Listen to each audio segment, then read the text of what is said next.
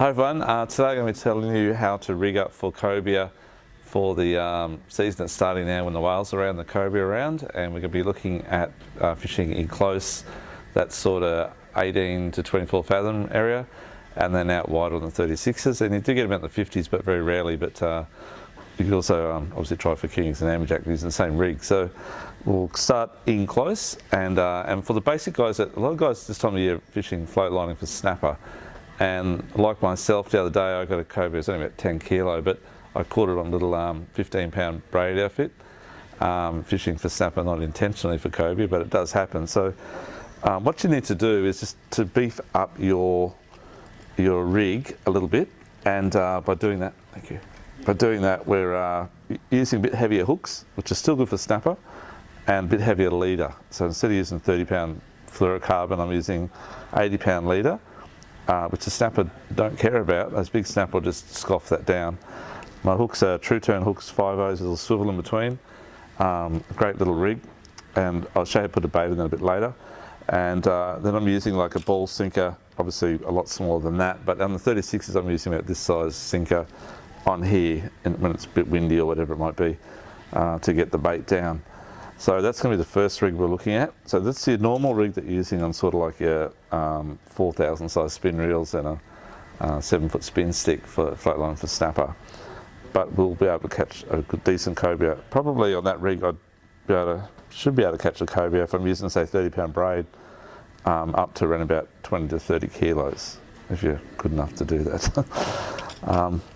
The next rig I like to use is a live bait rig, which is when I'm fishing full cobia. So before it was a bycatch, now we're fishing full cobia. I'm using two Tenno suicide hooks. These are Shinto brand. Really good hooks, really sharp Japanese steel. Got a really good cutting point on the end. And I use quite a long lead, as you can see there. That's probably around about 23 centimetres in between, 25 maybe. A lot of people tend to make that too short. Even that's too short. So the problem is when you got your live bait, this is just a big pilly, but to give you an example, you need plenty of give when the first hook goes in here in the mouth, the closest hook in the back one goes at the back. That line needs to be fairly loose across the back here, not actually bending the fish because it's too short. So give yourself plenty of leader. I've snelled the first hook on at the top here, and the bottom hook's just got a uni knot on it. So I always put the bottom hook in first. It doesn't hurt to go through the whole body or out through the side and like so. I'll just do both to show you. Normally I position it in this area here. You can just put it like so, so hooks up, one hook's up, the second hook here, you can either go just in front of the head here through the eyes, like so, that's the rig, or sometimes I'll turn him up this way here and stick it through the mouth and out through the top like so. That also works very good as well. And the fish just don't miss it, and they don't care about this bit of loose line. I don't think when there's a live sitting in front of them swimming around getting agitated, I'll just scoff it down. So don't be scared, we're going to put the hooks on the rig. The next thing we do is show you how to put the pilchard on. Oh, sorry. Put the pilchard onto this rig here. I'll just cut this in half. So counters are good for cutting up on. And so just using 2-hook rig. So I've cut it in half like so. This is when we're using a pilly rig.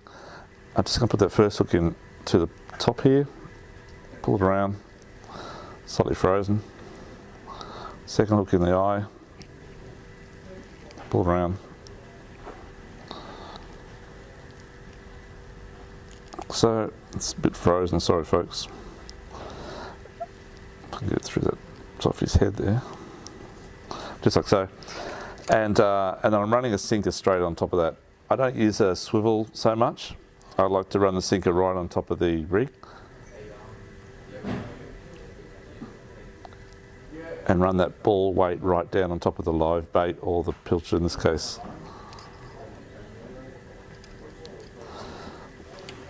So the pilly's sitting right on top here, so I'll try and get the hook in there. There we go, got it now, it's defrost. So just like so, and that's how I fish my floater rig for snapper as well, but for cobia, so it's got a bit bigger bait, a bit bigger hooks, and definitely good for big snapper. But as a bycatch, if you get a cobia on it at this time of the year, that's fantastic. Sinker's generally a bit smaller. On this rig here though, as we did earlier, that's your proper rig for your snapper, for your cobia, and it's running 80 to 100 pound leader and 2 10-0 hooks.